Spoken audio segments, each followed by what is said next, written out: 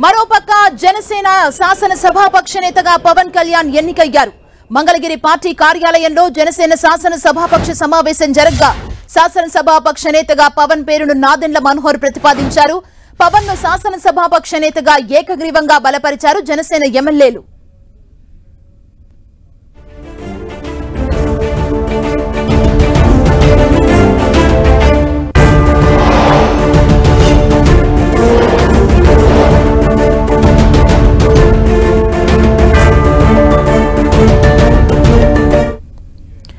రవిచంద్ర కాసేపటి క్రితమే జనసేన శాసనసభాపక్ష నేతగా పవన్ కళ్యాణ్ ఎన్నుకున్నారు. మంగళగిరి పార్టీ కార్యాలయంలో జనసేన శాసనసభాపక్ష సమావేశం జరిగింది. పక్షనేతగా పవన్ పేరును నాదెండ్ల మనోహర్ ప్రతిపాదించినట్లు తెలుస్తోంది. అంటే నెక్స్ట్ మంత్రి పదవుల గురించి చర్చలు ఎలా జరగబోతున్నాయంటే పవన్ కళ్యాణ్ కి మంత్రి పదవికి సంబంధించి కూడా రకరకాల వార్తలు వస్తున్నాయి కదా. నెక్స్ట్ ఏముండబోతోంది?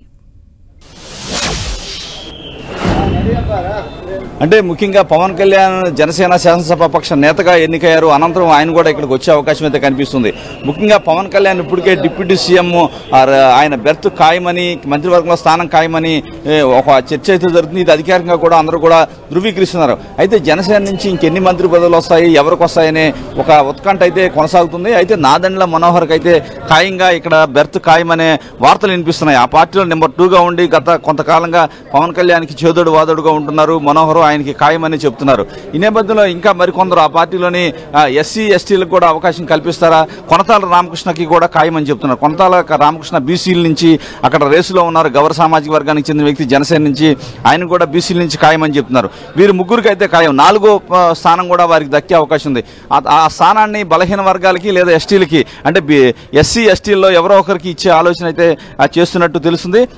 ఎస్సీల నుంచి అయితే కనుక వరప్రసాద్ ఉన్నారు, రాజోల నుంచి గెలిచారు. అదే ఎస్టీల నుంచి అయితే నిమ్మక జయకృష్ణ, అదేవిధంగా సిర్రు బాలరాజు అని పోలవరం నుంచి గెలిచారు జనసేన నుంచి. వారిద్దరు కూడా ఎస్టీ సామాజిక వర్గం నుంచి రేసులో ఉన్నారు. ఈ విధంగా అయితే జనసేన ఈక్వేషన్స్ అయితే ఈ విధంగా కనిపిస్తున్నాయి.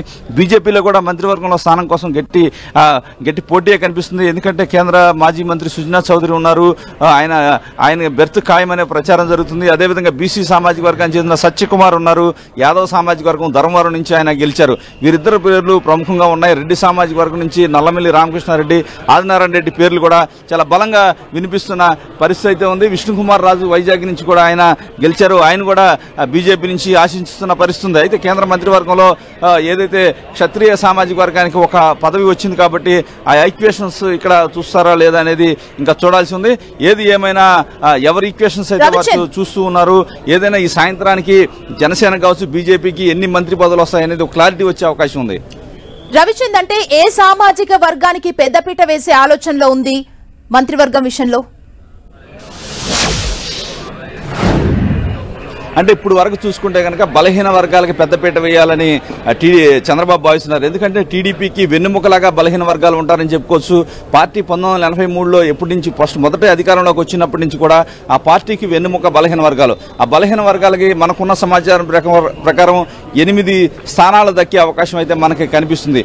ఉత్తరాంధ్ర నుంచి, అదేవిధంగా ఈస్ట్ వెస్ట్ నుంచి కూడా మొత్తం రాయలసీమ మొత్తం బలహీన వర్గాలకి అత్యధిక ప్రాధాన్యత 8 స్థానాలు కల్పిస్తాయంటారు. మనం చూసుకుంటే కనుక పేర్లు వారికి అచ్చెన్నాయుడు, కోన రవికుమార్, అదేవిధంగా కళా వెంకట్రావు, ఏదైతే కొనతాల రామకృష్ణ కావచ్చు, అదేవిధంగా చూసుకుంటే పితాని సత్యనారాయణ, అనగాని సత్యప్రసాద్, కాలువ శ్రీనివాసు, బీజేపీ నుంచి సత్యకుమారు, అదేవిధంగా కొంతమంది నేతలైతే కీలక నేతలంతా కూడా బలహీన వర్గాల కోటాలో తమ అదృష్టాన్ని పరీక్షించుకోబోతున్నారు.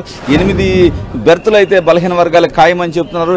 చాలా మంది సీనియర్ నేతలు కూడా, ఇంకా యనమల రామకృష్ణ ఉన్నారు సీనియర్ నేత, ఆయన కూడా ఎమ్మెల్సీగా ఉండి ఆయన కూడా ఆశిస్తున్నారు. ఆయన కూడా రేసులో ఉన్నారని చెప్పుకోవచ్చు. బలహీన వర్గాలు ప్రధానంగా ఏదైతే శెట్టిబలిజీ కావచ్చు, గౌడ, ఇరువురికి బ్యాలెన్స్ చేయాలని చెప్పి చంద్రబాబు భావిస్తున్నారు. శెట్టిబలిజీ నుంచి పితాని సత్యనారాయణ, గౌడ సామాజిక వర్గం నుంచి అనగాని సత్యప్రసాద్ ఇప్పుడైతే ఉన్నారు. యాదవ్ సామాజిక వర్గాన్ని నుంచి చూస్తే కనుక సత్యకుమార్ ఉన్నారు, ఇప్పుడు హిందూపురంలో ఉన్నారు. యనమల రామకృష్ణుడు ఏదైతే తూర్పుగోదావరి నుంచి ఆయన కూడా ఉన్నారు. ఎందుకంటే గౌడ, యాదవ్ సామాజిక వర్గాన్ని కొంత టీడీపీ ఎప్పుడు కూడా ఆదరిస్తూ ఉంటుంది. పల్లికారుల సామాజిక వర్గాల నుంచి ఏదైతే ఫిషర్మెన్ నుంచి చూసుకుంటే కనుక కొల్లు రవీంద్ర ఉన్నారు. ప్రధానంగా లోకేష్కి అత్యంత సన్నిహితుడిగా ఉన్నారు కొల్లు రవీంద్రకి అయితే ఖాయంగా మనకైతే ఆ బెర్త్ అయితే ఖాయంగా మనకి కనిపిస్తుంది. ఏదేమైనా బలహీన వర్గాల వెన్నుముకగా ఈ ప్రభుత్వం ఉండబోతుంది. బలహీన వర్గాలకు అత్యధిక ప్రాధాన్యత ఉంటుందని టీడీపీ వర్గాలు అయితే చెప్తూ ఉన్నాయి. థాంక్యూ రవిచంద్.